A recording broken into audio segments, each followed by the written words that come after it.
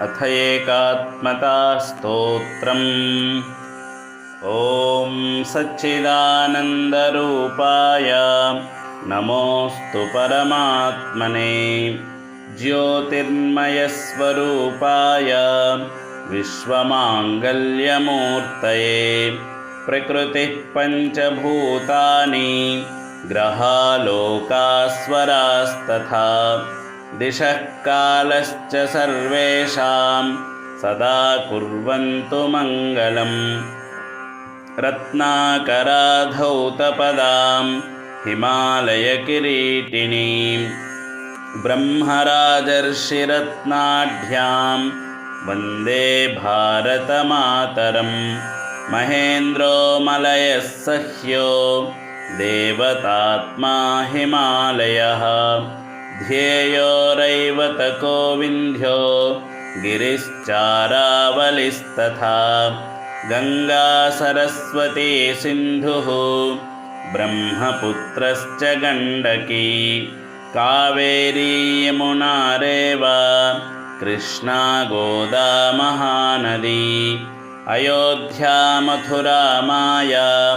काशी काञ्ची अवन्तिका, वैशाली द्वारिका ध्येया पुरी तक्षशिला गया, प्रयागः पाटलीपुत्रं विजयानगरं महत्, इन्द्रप्रस्थं सोमनाथः तथा अमृतसरः प्रियम्। चतुर्वेदाः पुराणानि सर्वोपनिषदस्तथा, रामायणं भारतं च गीता षड्दर्शनानि च,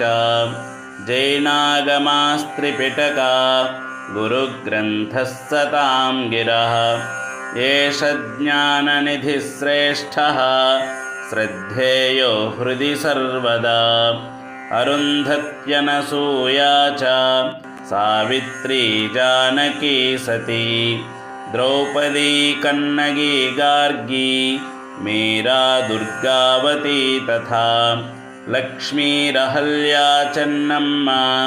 रुद्रमाम्बा सुविक्रमा, निवेदिता शारदा च प्रणम्या मातृदेवताः, श्रीरामो भरतः कृष्णो भीष्मो धर्मस्तथार्जुनः, मार्कण्डेयो हरिश्चन्द्रः प्रह्लादो नारदो ध्रुवः, हनुमान् जनको व्यासो वसिष्ठश्च शुको बलिः, दधीचि विश्वकर्माणो पृथुवाल्मीकिभार्गवाः, भगीरथश्चैकलव्यो मनुर्धन्वन्तरिस्तथा, शिबिश्चरन्ति देवश्च पुराणोद्गीतकीर्तयः, बुद्धा जिनेन्द्रा गोरक्षः पाणिनिश्च पतञ्जलिः, शङ्करो मध्वनिम्बार्कौ श्रीरामानुजवल्लभौ, झूलेलालोथ चैतन्यः तिरुवल्लुवरस्तथा, नायन्मारालवाराश्च कम्बश्च बसवेश्वरः, देवलो रविदासश्च कबीरो गुरुनानकः, नरसिस्तुलसीदासो दशमेशो दृढव्रतः, श्रीमत्शङ्करदेवश्च बन्धुशायनमाधवौ, ज्ञानेश्वरस्तुकारामो रामदासः पुरन्दरः, बिरसाः सहजानन्दो रामानन्दस्तथा महान्, वितरन्तु सदैवेते दैवीं सद्गुणसम्पदम्। भरतर्षिः कालिदासः श्रीभोजो जकणस्तथा, सूरदासस्त्यागराजो रसखानश्च सत्कविः, रविवर्मा भातखण्डे भाग्यश्चन्द्रः स भूपतिः, कलावन्तश्च विख्याताः स्मरणीया निरन्तरम्, अगस्त्यः कम्बुकौण्डिन्यौ राजेन्द्रश्चोलवंशजः अशोकः पुष्यमित्रश्च खारवेलः सुनीतिमान् चाणक्यचन्द्रगुप्तौ च विक्रमः शालिवाहनः समुद्रगुप्तश्रीहर्षः शैलेन्द्रो बप्परावलः लाचिद्भास्करवर्मा च यशोधर्मा च हूणजित् श्रीकृष्णदेवरायश्च ललितादित्य उद्बलः मुसुनूरिनायकौ तौ प्रतापः शिवभूपतिः रणजित्सिंह इत्येते वीरा विख्यातविक्रमाः वैज्ञानिकाश्च कपिलः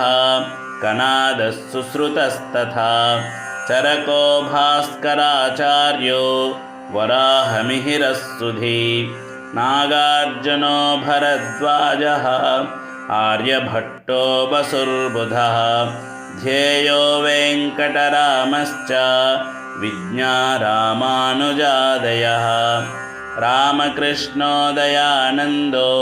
रवीन्द्रो राममोहनः रामतीर्थोरविन्दश्च विवेकानन्दबुद्ध्यशाः दादाभाई गोपबन्धुः तिलको गान्धिरादृता रमणो मालवीयश्च श्रीसुब्रह्मण्यभारती सुभाषः प्रणवानन्दः क्रान्तिवीरो विनायकः ठक्करो भीमरावश्च फुले नारायणो गुरुः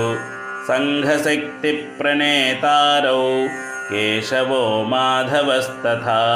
स्मरणीयाः सदैवैते नवचैतन्यदायकाः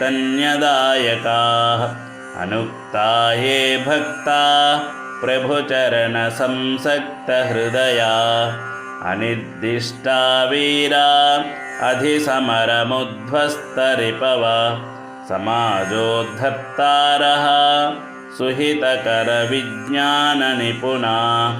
नमस्तेभ्यो भूयात् सकलसुजनेभ्यः प्रतिदिनम्